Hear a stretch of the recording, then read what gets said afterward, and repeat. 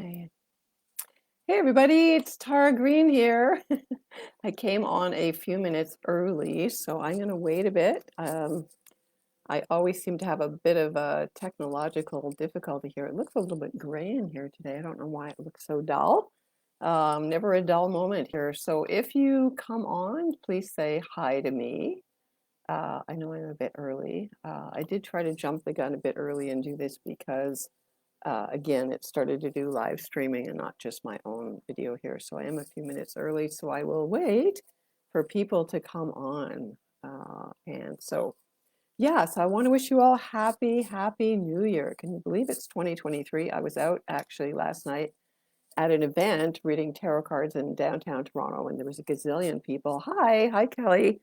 Hi, Louise. So it was very mild, very warm. Hi, Mahalakshmi. Nice to see you here. I'm just on here chatting a little bit early.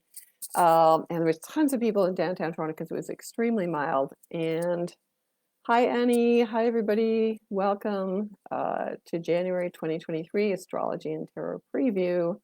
No volume. Okay. Why can't you hear me? Can you hear me okay? Let me know if you can hear me okay. Happy 2023, everybody. Can you hear me okay?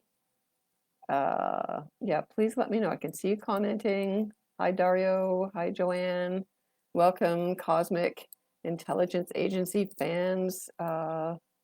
Everything is fine. I'm good. Okay, great. Okay. Well, we got another minute to go. Great. Okay. I'm just going by your comments here because I always feel like I'm shouting into the void. Anyway, welcome. And can you believe it's 2023? So, yeah, I think that was the comment I was getting from a lot of people was that, we weren't expecting that it was the end of the year already. All right. So, as you may notice, we're starting 2023 very similarly to how we started 2022.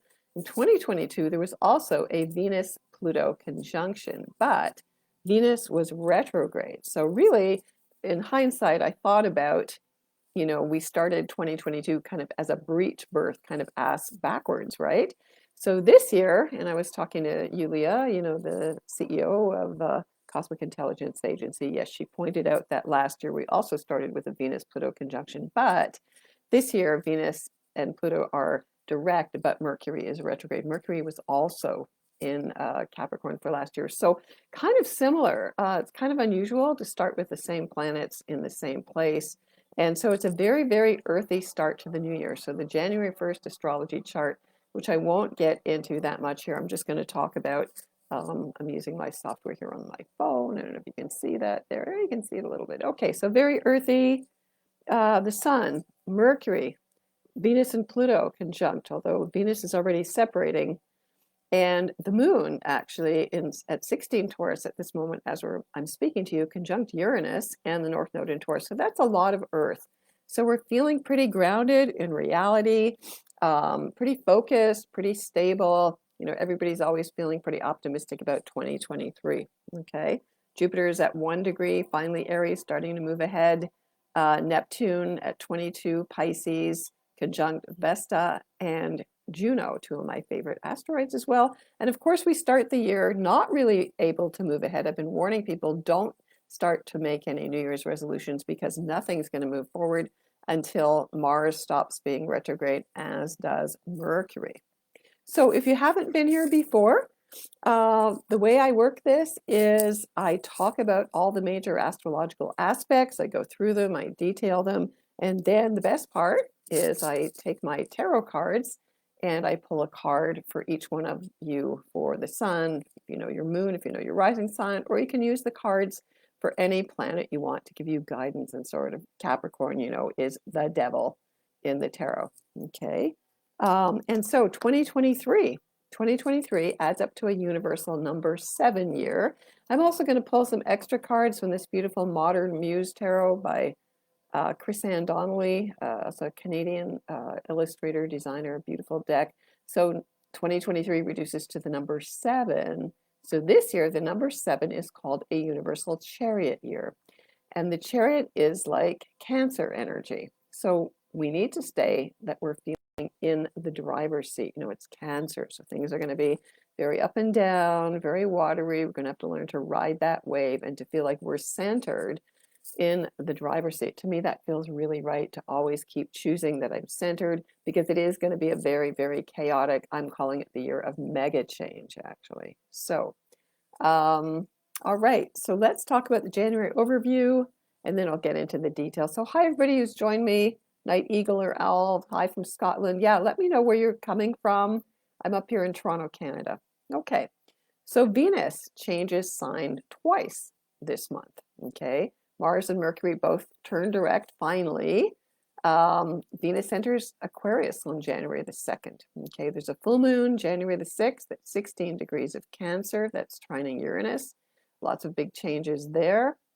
And Mars turns direct January the 12th at 8 degrees 08 minutes of Gemini. So pay attention to where Mars has been retrograding. You know, those degrees in Gemini, I believe it turned retrograde about 25, 26 Gemini, and look at what's been happening in your life as it's been backtracking.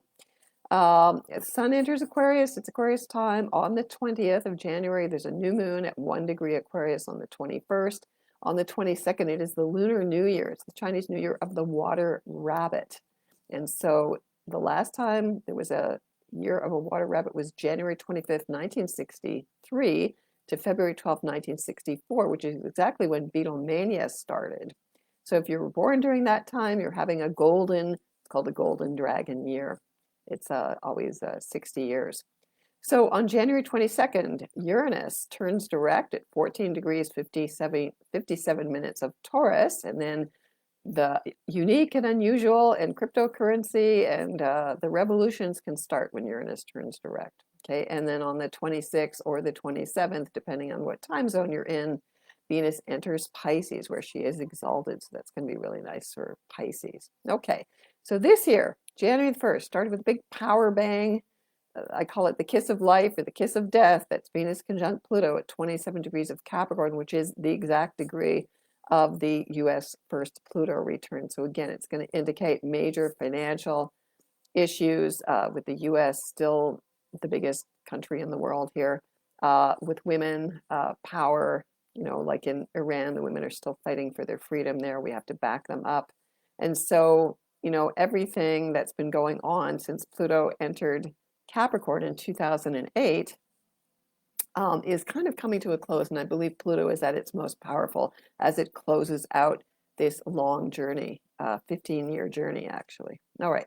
So on the 1st, Mercury sextiles Neptune. That was in PST.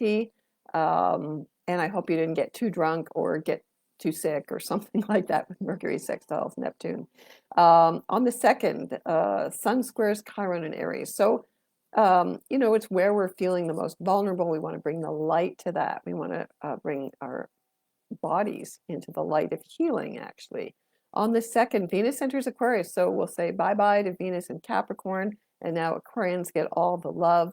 So Venus in Aquarius is a love for quirky things and unique things and different tastes, and a love for technology, cryptocurrency, thinking outside the box, anybody who's different. It's about loving your own unique individuality. You know, that's what Aquarius is all about, leveling the playing field for everybody.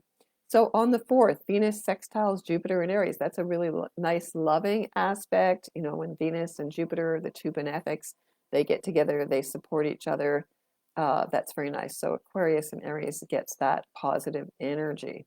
On the 5th, the Sun trines Uranus and Taurus. So that's also very good for networking, for dating on the internet, for you know, doing anything radically different, unique, new, stepping outside of your comfort zone. You know, Tauruses hate change, but of course, Uranus is the cattle prod of the zodiac, getting Tauruses to change.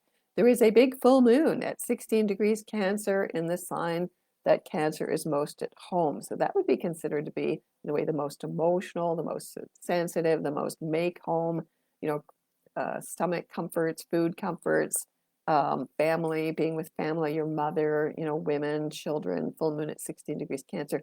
You know, what do we need to feel emotionally safe, you know, and also water, you know, so it could be a plenitude of water around that January 6th full moon.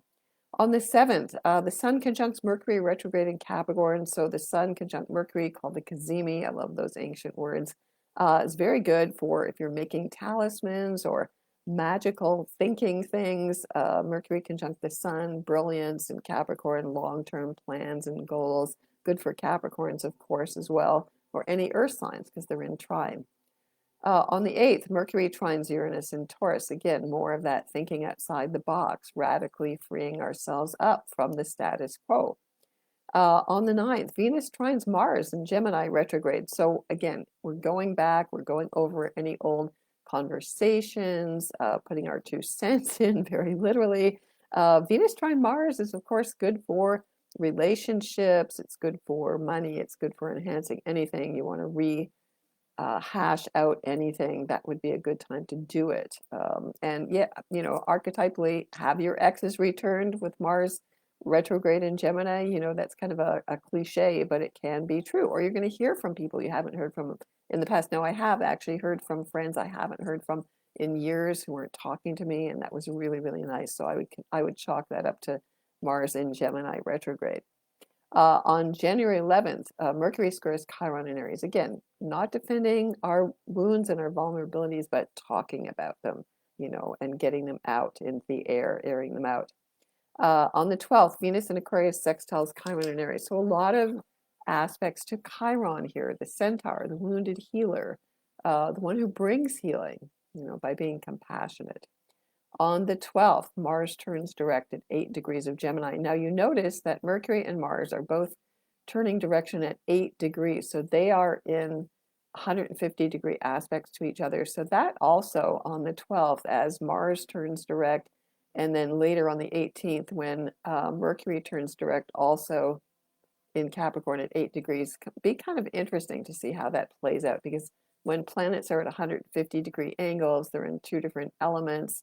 Mars turning direct at 8 degrees of Gemini indicates that things will finally be able to move forward. Although, of course, a lot of us have been able and having to do things where we move forward, but there may be some rehashing, or things are going to take longer, or you're going to have to exchange things, or all of that, sort of keep going. And it's going to take a while. Mars is moving out of bounds as well, which means it's beyond the normal boundaries of the tropics of the Earth. And so Mars is still going to be a wild card until May. So in terms of energy, action, drive, passion, things are going to be kind of wonky till well into almost the middle of 2023. So bear that in mind. If people are angry or acting out or too spontaneous or just doing things unexpected, okay? On the 13th, the Sun sextiles Neptune, and that's a beautiful aspect for writing poetry or singing, dancing, creativity, meditating, connecting with people psychically, right? Sun sextile Neptune is really a nice aspect. Brilliant insights, brilliant spiritual insights, actually, or reading something that uplifts your soul. On the 14th, Venus in Aquarius squares Uranus and Taurus. So that might be a bit of an unexpected, always unexpect everything with Uranus and Taurus. It is the energy of chaos. So the best laid plans, you have to be careful if you have a date, if you've set up something that, the rug can be pulled out from under you. But it's good if you want to radically make some big changes in your life. Venus square Uranus. Money, the crypto markets and the stock market might be quite wonky and very active on that day. Also, volcanic activity is what really intuitively came to mind there, January the 14th. On the 16th and 17th, Mercury in conjuncts Mars, okay? And again, that's as Mercury turns direct in Capricorn. So again, communications might be very wonky, very difficult. Like you say one thing, they hear something else. So just be mindful. The whole thing about astrology is not doom and gloom. It's to be empowered, so you know what's coming, what the planets are doing, how they're talking with each other, how they're conversing with each other, and as above, so below. We always have free will, and that's what changes everything. So the Sun enters Aquarius. It's Aquarius time, 3:30 a.m. Eastern Standard Time on the 20th. And so wherever the Sun is, of course, that's the general feeling that everybody's under. So we move from the earthy Capricorn energy into the higher mind of Aquarius. Now remember that Saturn rules Capricorn and Aquarius. So really, we've been under, and we will continue to be under, Saturn's rule until Saturn leaves Aquarius on March the 7th, 2023. So it's been since 2008 till 2023. We've all been hunkering down under Saturn, the big grim taskmaster, the cosmic cop. Okay. On the 20th and the 21st, Mercury in Capricorn in conjunct Mars and Gemini. Okay, just want to reiterate that one. On the 22nd, Chinese New Year, that's a very big deal. Ancient lunar calendar in China, the year of the water rabbit, considered very lucky actually and fortunate. So, you know, it should be good for the Chinese economy. And if you are a rabbit, whatever element rabbit you are, it's a good year for you. I am a metal rabbit actually. Venus conjunct Saturn in Aquarius again, so that indicates new technologies, the crypto market, the stock market, things going more digital, digital currencies, digital everything. Whether you like that or not, that could be a good thing. Anyway, radical freedom and revolution is the name of the game. Okay, so more of that happening. On the 22nd, Uranus turns direct. Again, the revolution starts in earnest. On the 24th, the Sun sextiles Jupiter in Aries. Again, good for Aries people, good for Aquarius people, good for starting new things, good for having more energy as Jupiter gets going in Aries. On the 26th, Venus enters Pisces, where she's exalted, is very romantic, very idealistic, very spiritual. It's about inflation, oil prices going up, illusions, delusions, projection, creativity, yearning for that soulmate. Kind of more secluded. Pisces is the last sign of the zodiac. You know, it is introverted. It's a yin sign. So you want to go more within, more in touch with your feelings. And you might be feeling suddenly extremely psychic, overwhelmed, overloaded because you're a big psychic sponge while Venus is in Pisces. So make sure you have some good boundaries up, you know. On the 27th, Mercury squares Chiron. Again, challenges to our wounds, our defenses. What are we getting out of it, you know? On the 29th, the Sun trines Mars in Gemini. So again, as Mars is now direct, we're suddenly going to get some traction there, air traction actually.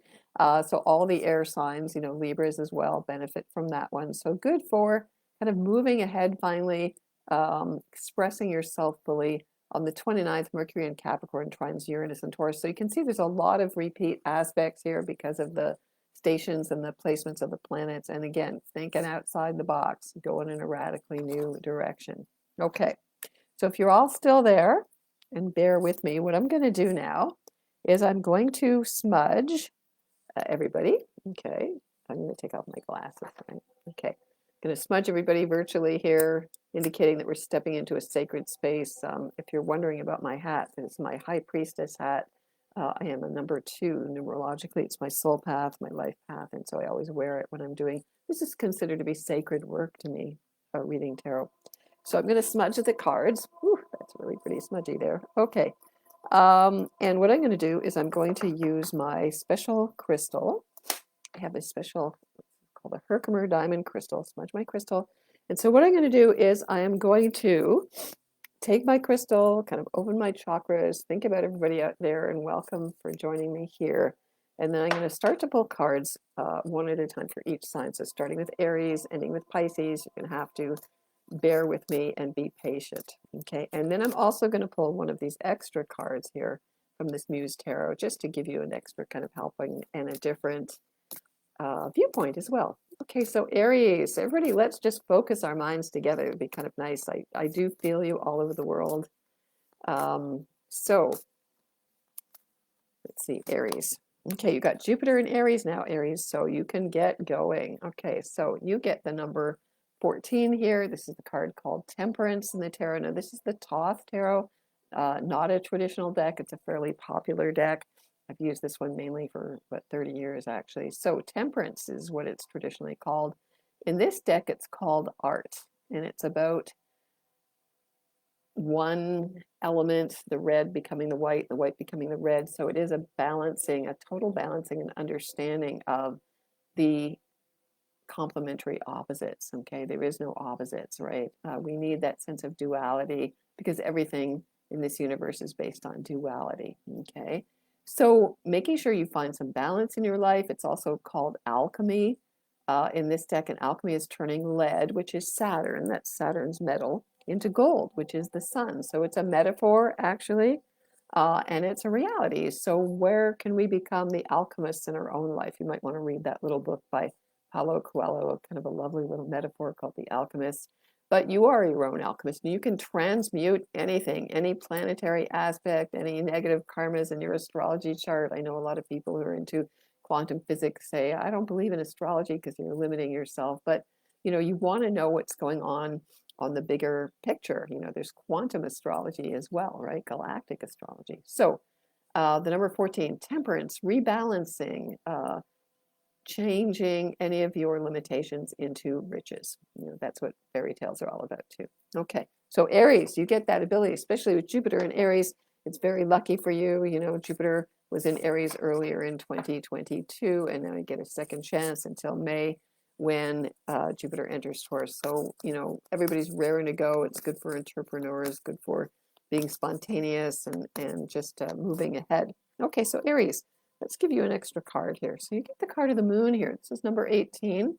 So this is the card about remembering to reflect. Aries have no patience. And so remembering to reflect, this is the dark side of the moon, traditionally, Pisces energy. So again, what's going on in your unconscious there? I know you're raring and impatient and you can't wait to move ahead, but pay attention to what's going on in your unconscious and in your dreams as well. Okay, otherwise it'll sneak up and it could attack you. All right. Okay, so Taurus. So again, if you have your sun, your moon, your rising sign in any of these or whatever planet you want to use, you can look up the cards as well. And I didn't go into any of the 2023 overview. The Cosmic Intelligence Agency had great panels. They did a fantastic job. So I'm just dealing with January here. All right, so Taurus, you get the Wheel of Fortune. Now this technically is the planet Jupiter. So Taurus, so this is a time for you to start moving ahead and to expanding and to learn and to travel and to have faith and trust. I know it's a bit scary for a lot of Tauruses, having Uranus hitting all your signs and getting up to like 16 degrees now, 14, 15, 16 degrees now. So Uranus is almost halfway through its journey through Taurus since 2018. So jump on that wheel, you want things to go round, this is the wheel of karma, the wheel of fate. It's good luck. It's lady luck. So you have to believe in lady luck. So Taurus, this is really nice for you to expand and to trust and to have faith. Okay. And so Taurus, let's give you also an extra card here. Okay. So you get, oh, wow, you got double the Wheel of Fortune. Wow. Okay. So this is great.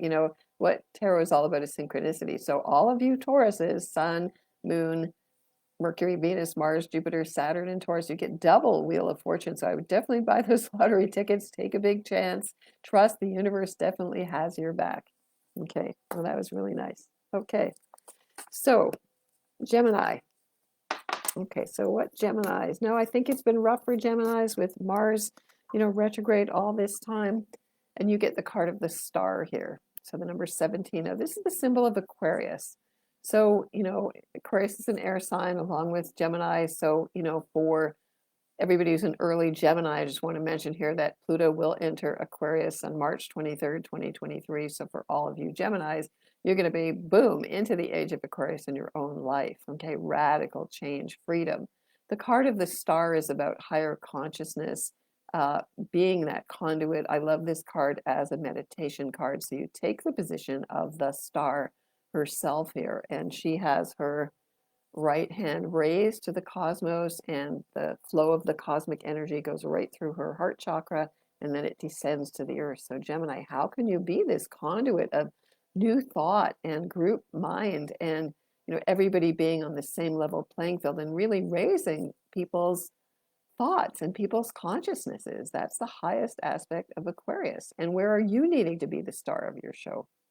So, once, if you've used the time wisely while Mars has been retrograde, you've been rethinking, replanning, reintegrating, yourself, thinking more deeply, probably than you have in a while.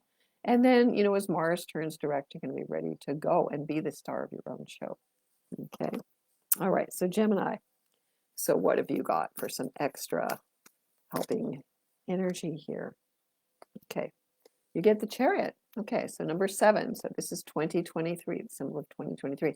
As you can see, this is a non-conventional tarot deck. The energy from the Chariot is coming out kind of right just below her heart chakra, um, sort of above the navel there too. So Cancer energy. So for Geminis, it might be about what you need to feel safe, to feel home, to feel nurtured, to nurture others. It's all about family. Um, and literally your environment where you're living, are you happy with that? Or you're happy with what you're creating? You're happy with what feeds you? So important questions for you as well. Okay, all right. So Cancers. So for you, those of you Cancers born at the very last couple of days of Cancer, Pluto's opposite your sign right now. Very big momentous change here. So Cancer, you get the Hermit, the number 9. So this indicates completing things in your life. It doesn't mean you have to be all alone and like nobody loves you, but it means that you need to take time out to listen within, to listen to your gut instinct. This is like Virgo energy. Cancer rules the stomach, Virgo rules the upper intestines. It's all about digestion. So really take some time out to reflect, listen to your gut instincts. The body never lies. It'll always tell you exactly what to do and where to go. It may mean you need to change your diet, maybe eat a little more consciously. It's Virgo, so it's more natural foods, natural medicine. You can eat however you like, but I always recommend natural medicine cures for when Virgo comes up like this. So Cancer, it's about perfecting, it's about organizing. Maybe it's gotten kind of messy for you with Mars and Mercury retrograde. Take stock, take inventory, listen to your own inner wisdom. The Hermit is actually very, very supportive and very, very positive energy. It helps you to light your way in the dark. Okay, so that's Cancer. So Cancer, let's see what you've got now. Okay, so Cancer, you get the Devil. Number 15 here. Okay, so better the devil you know than the one you don't. And again, the devil is Capricorn. So I would say Cancer, whatever those shadows are of Pluto for those last degrees, anyone from, I would say 25 degrees Cancer to 30 degrees. It's the last, if you're born in the last 5 days of Capricorn. If you haven't gone through every change you could have, you are going through it now. So don't blame what's out there. You need to look at your own shadows. Okay, that's the devil. All right, so Leo. Okay, so Leo, let's see what's going on for you. Okay, so Leo, you get the devil. Speaking of the devil. Okay, so Leo, you are in conjunct or 150 degrees away to Capricorn. So all the planets in Capricorn right now are hitting Leo. It's pretty hard here. Your blind spots, your shadows, your ambition, maybe driving you crazy, especially because Mars is retrograde. You can't really move forwards. Mercury as well. But, whatever it is that's bugging you, that you're projecting out there, again, these are your own shadow parts that you haven't owned, that you need to take stock of, you need to take inventory of, and to really laugh at the devil. I mean, the devil is a complex concept created by the Catholic Church. I mean, not that there isn't evil in the world, there is. But a lot of what we project as being evil or bad or wrong or whatever are just parts of ourselves that we don't own. Okay. So you might want to look at your own ambition and why you want to climb to the top of the world, control the world, or dominate all the situations. That might be a good thing to just examine. And look at your career path. Maybe that's also something that you're not that happy about and is bedeviling you, and you need to go in a new direction. Okay, so Leo, let's see what you get. Leo. Okay, I see people are telling me they're big 3 there. You get the Tower. Okay, so the number 16 here, the Tower again. Maybe it's time to just push the destructo button and destroy that career path. Or it could be, Capricorn can represent a boss, can represent a person that you feel has power over you. Leos are not likely to feel that, or maybe that's a shadow that they don't want to admit. But the Tower is all about big change. Usually you have to blow up the old to make way for the new. So I would look at where you're afraid. Maybe the devil is always about fear. So what are you really afraid of? That if it would change, what would happen to you? Where would you be? So that's a very important question to ask yourself. Okay, so now we're on to Virgo. Hey, Kelly, how are ya? Nice to see you too. All right. So, um, so that was Leo. So now we're on to Virgo. Now I have pulled this one special card here that my intuition said to leave in it. Now in this deck, this is the only card like this here. I love to call it the calling card from your holy guardian angel. So Virgo, you get to talk with your higher self, with your holy guardian angel. You know, there are four major archangels. That's, Michael and Raphael and Ariel and Gabriel. Gabriel's right at the beginning of Pisces. So, if you're feeling, because of course Mercury retrograde has been very hard for Geminis and Virgos, if you've been feeling kind of really lost and also anxious and angry and holding on to all those feelings with Mars retrograde in Gemini also affecting you very strongly, then just talk to your holy guardian angel and, know that it's going to be over soon. I know not soon enough, of course, but because everything is kind of maybe screwed up for you, but listen to your holy guardian angel. This is a blessing card. Okay. So Virgo, what else can we tell you? What else do you need here? Okay, so Virgos. Oh, you get the Lovers. Okay, so that's very nice. The number 6, the Lovers. This is always one of everybody's most popular cards. So there could be love coming into your life.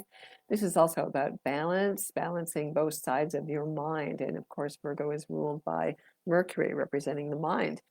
So, Virgo, you have to learn to love yourself. You have to do things you love. You have to give yourself a break because you're always your own worst enemy, Virgos, and stop worrying so much. Learn to love and stop worrying.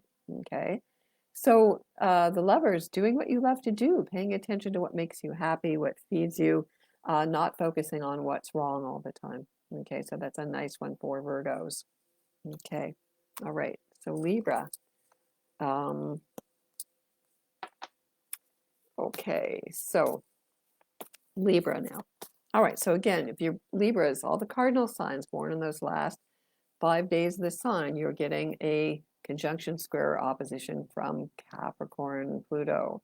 And so Libras, you get the Fool. Now don't laugh, zero, the Fool, actually New Year's Day in a way you could call it a, Fool's Day, not April Fool's Day, but the Fool zero represents the end and the beginning of everything. And the Fool is the wisest of all the cards in the tarot. So wherever we find the Fool, Libra, we're ready to step out in a brand new way, totally in trust and in innocence. And so for Libras, yeah, just trust. Be like a child again. That's what Christ said. Be like a child.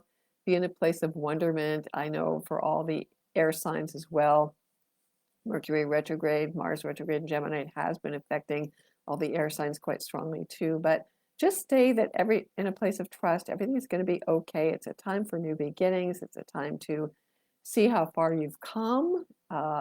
Nice thing to do at the beginning of the year, but remember, don't try to make anything happen until Mars and Mercury are direct.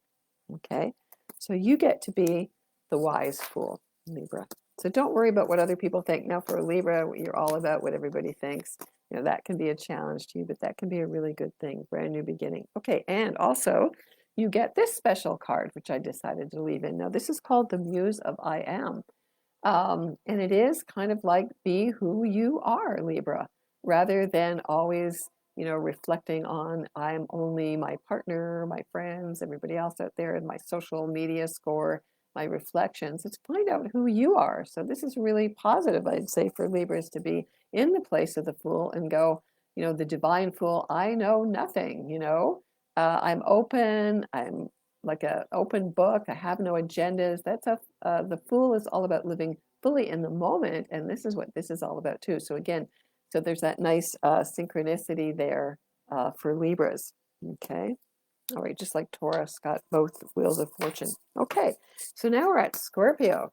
Okay, now remember the South Node is still in Scorpio. Those nodes will change this year. So Scorpio, you get number 20 here. This is called the Aeon. So again, this is a card of rebirth. Okay, it's traditionally called Judgment Day.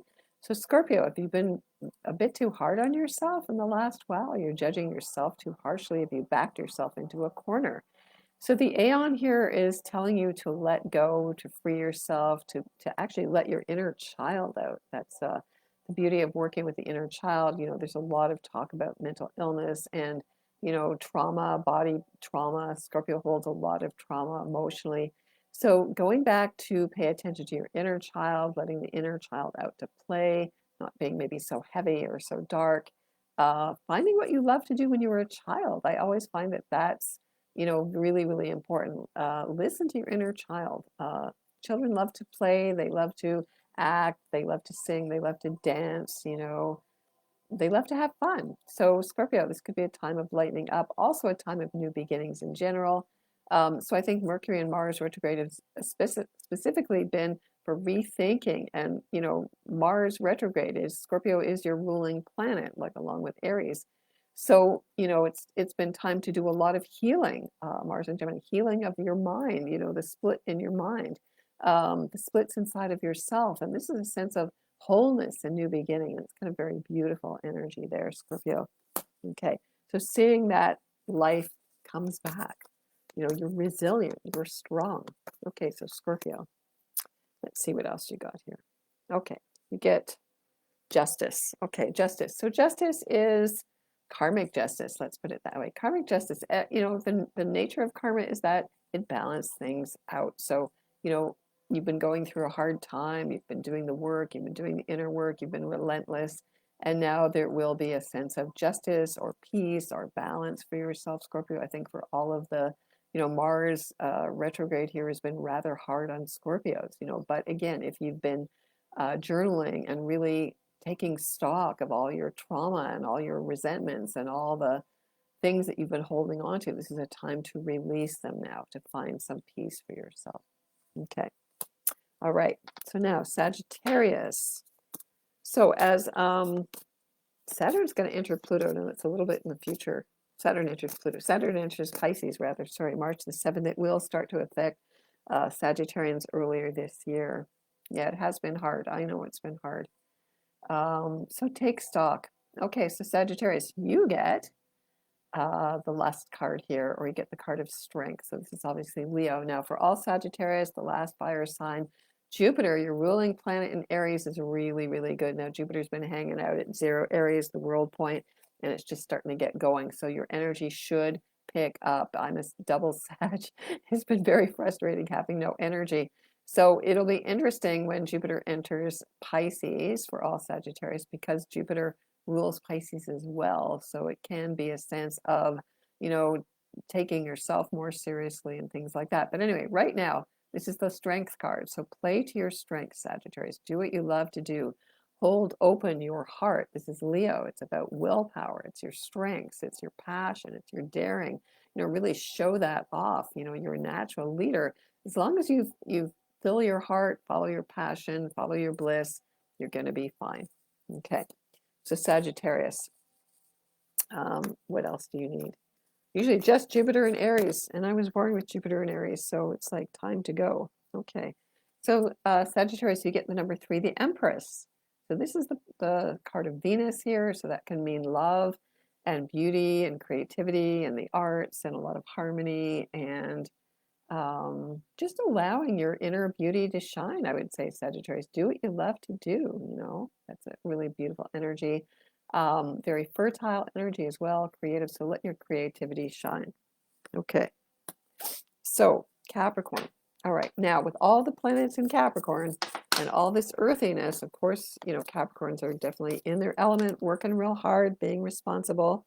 Capricorn, you get the universe here, the number 21. So in a way, it's kind of interesting. Pluto moving up to those last degrees of Capricorn there. This is the card of the world or the universe. So this means, Capricorn, you have finished some major life lessons, which should be still going on here with Mercury, Venus, the Sun, Pluto in Capricorn. And so you want to see how far you've come, because this is about full circle. Okay, so Capricorn, this is about taking responsibility for creating everything in your life. It's maturity, it's testing, it's obstacles, it's limitations. You've learned all the hard lessons, and now you go, okay, been there, I've done that, and I'm ready to start a brand new cycle. So that's really nice for Capricorns or anybody who has Capricorn moon, Venus, Mercury, whatever, rising Capricorn. So taking stock, taking responsibility makes you free. All right, so Capricorns, let's see what else Capricorn gets here. All right, let's give Capricorn an extra card here. Okay, Capricorn, you get the High Priestess. Now, this is interesting because she is like the moon. And so the High Priestess always invites you to look beyond the surface, to look what's been going on. Capricorns tend to live in, everything that's tangible, touchy, feely. If it isn't real, I don't believe in it. So this could be an opening for you of what's going on deeper down inside of you in your feelings. Capricorns feel feelings. All signs feel feelings. They don't express them maybe, but they're very emotional actually. Paying attention to your dreams, to your intuition, maybe exploring the more mystical side of life to find balance. The number 2, the High Priestess, is always about balance and choices and communications and things like that. And so kind of reflecting on things a little bit more, Capricorn. All right, so Capricorn. So now we're on to Aquarius. So it's going to be Aquarius time, Venus in Aquarius also this month. So Aquarius, now Pluto is going to enter your sign. So Aquarius is going to be the sign from, March 23rd until, I believe it's June the 11th or the 12th. Pluto in Aquarius staying at 0 Aquarius, one of the most powerful degrees, and then moving back into Capricorn until January. So Aquarius, you get the card of the sun here. So you need to be the shining light.